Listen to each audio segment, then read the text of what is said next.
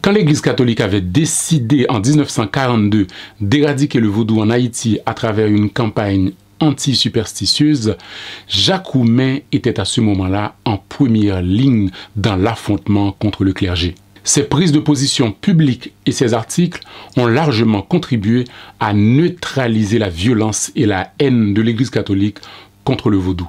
Un retour sur ces événements à travers les écrits de Jacques Oumen nous permettra de comprendre sa pensée à la fois sur le vaudou et sur le catholicisme.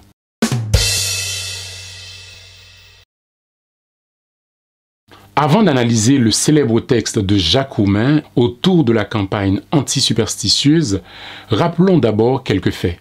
En 1942, le clergé catholique lance en Haïti une grande campagne anti-superstitieuse contre le vaudou, considéré à cette époque-là comme une affreuse superstition. Aidés par le gouvernement Élie Lescaut, les prêtres catholiques engagés dans cette campagne se faisaient accompagner par quelques soldats et parfois aussi par les chefs de section. Ils investissent les renforts, les péristyles, saccagent et détruisent tout sur leur passage. Des pièces rares comme des statuettes ou encore des poupées en porcelaine datant de l'époque coloniale ont été spoliés, détruits parce qu'il est convenu d'appeler un véritable déchoucage. Le célèbre anthropologue suisse Alfred Métraux, en visite en Haïti à ce moment-là, a pu constater l'ampleur de cette campagne anti-vaudou. Il raconte dans ses écrits qu'à Croix-des-Bouquets, il a visité un presbytère et dans sa cour, il y avait des objets rares qui auraient fait la joie et le bonheur des anthropologues de l'époque.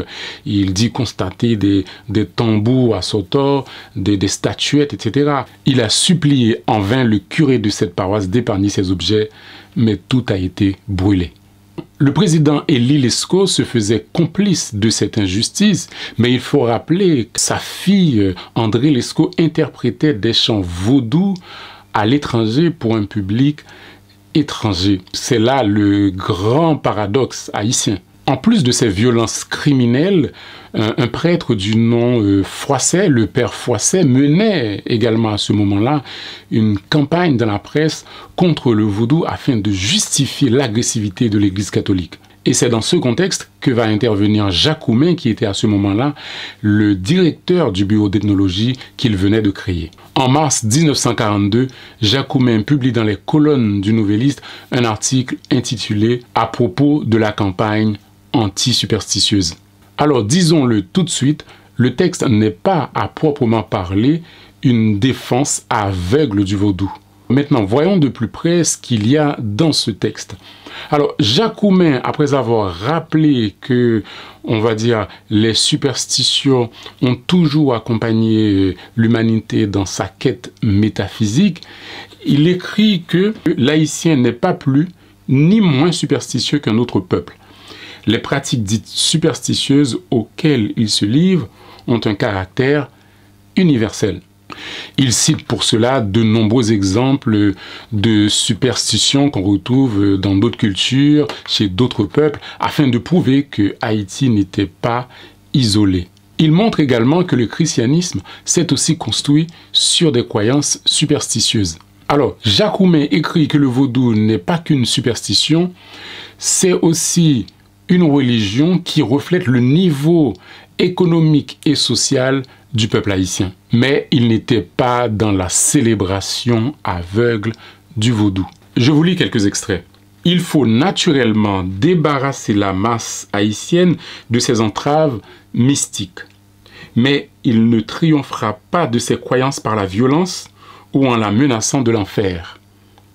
Ce n'est pas la hache du bourreau, la flamme du bûcher, les autodafés qui ont détruit la sorcellerie, c'est le progrès de la science, le développement continu de la culture humaine, une connaissance chaque jour plus approfondie de la structure de l'univers.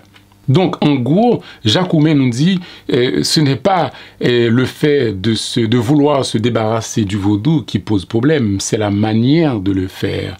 Donc, ça ne devrait pas se faire, on va dire, avec la hache du bourreau, la flamme du bûcher. Donc, si on le fait par le progrès, donc ce serait pas si mal. Alors, il poursuit, Je lis encore Jacoumet. Si l'on veut changer la mentalité religieuse archaïque de notre paysan, il faut l'éduquer. Et on ne peut l'éduquer sans transformer en même temps sa condition matérielle. L'école dans notre pays est avant tout un problème de route et d'élévation du niveau de vie économique des masses rurales. On ne peut demander à un paysan de la Nouvelle-Touraine ou de la chaîne des Matheux d'envoyer ses enfants à l'école, à Kinskov ou à l'Arcaillet. Il faut que la route lui amène l'école. Ceci réalisé, il n'y aura pas de fréquentation scolaire substantielle tout le temps, qu'il ne se produira pas une amélioration de son standard de vie. L'enfant, pour aller en classe, doit pouvoir s'habiller convenablement, manger à sa faim et ne plus être astreint à participer à l'économie familiale. Alors, en lisant ça, on croit lire un texte datant de 2022. Non, le texte date de 1942. Alors, vous vous rendez compte, rien n'a changé parmi, on va dire, les recommandations de Jacoumet. Aujourd'hui encore, l'accès à l'éducation des enfants des paysans est une utopie. Est une utopie. C'est un rêve.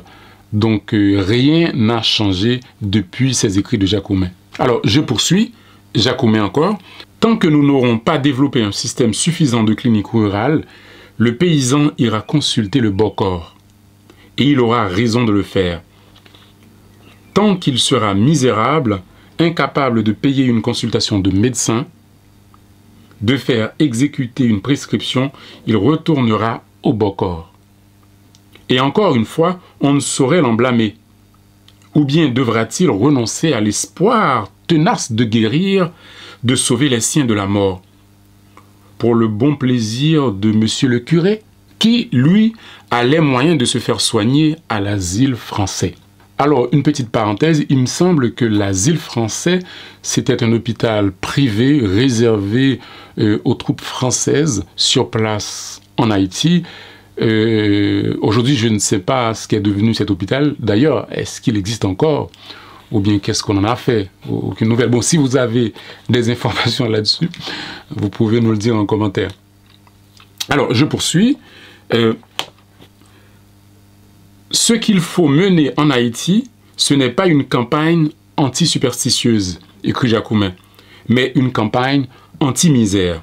Avec l'école, l'hygiène, un standard de vie plus élevé, le paysan aura accès à cette culture et à cette vie décente qu'on ne peut lui refuser, si on ne veut pas que ce pays tout entier périsse et qui lui permettront de surmonter des survivances religieuses enracinées dans sa misère, son ignorance, son exploitation séculaire. Disons-le tout de suite, ce texte est un véritable plaidoyer pour l'amélioration des conditions de vie de la population haïtienne engluée dans des superstitions qui l'empêcheraient d'entrer dans la modernité. Mais ce n'est en rien, on va dire, une défense aveugle du vaudou ou encore moins une critique du catholicisme. Mais l'Église ne le verra pas de cet œil. Quelques années plus tard, un prêtre catholique du nom de Karl Peters fera une réponse à Jacoumet. Voilà en substance ce qu'il écrit. Cette attaque partit d'un ennemi acharné de l'Église et de Jésus-Christ, d'un homme professant ouvertement un communisme athée. Ce pamphlet fut distribué par les soins du gouvernement qui en fit remettre des quantités considérables dans toutes les préfectures du pays. Alors là, on voit bien que c'est la panique. Alors ce prêtre accuse le gouvernement de supporter Jacoumet, ce qui était faux à ce moment-là. Le gouvernement était plutôt du côté de l'Église qui saccageait les temples vaudous et les péristyles. Donc ce qui est sous-entendu dans ce qu'il écrit, c'est que le gouvernement aurait dû interdire la publication du texte de Jacoumet. Je pense que c'est ça qui a dû l'emmerder. Parce que comme le texte a été publié, donc il accuse le gouvernement de supporter, on va dire, les écrits de Jacoumet, ce qui était manifestement faux. Parce que, je l'ai dit tout à l'heure, le gouvernement était du côté de l'Église catholique et appuyait cette campagne honteuse contre le vaudou. Ce qui est sûr, la position de Jacoumet ne consiste pas à défendre le vaudou quoi qu'il en soit. Mais on ne peut pas le lui reprocher. Ses actions et ses écrits ont montré qu'il était sincèrement intéressé au vaudou.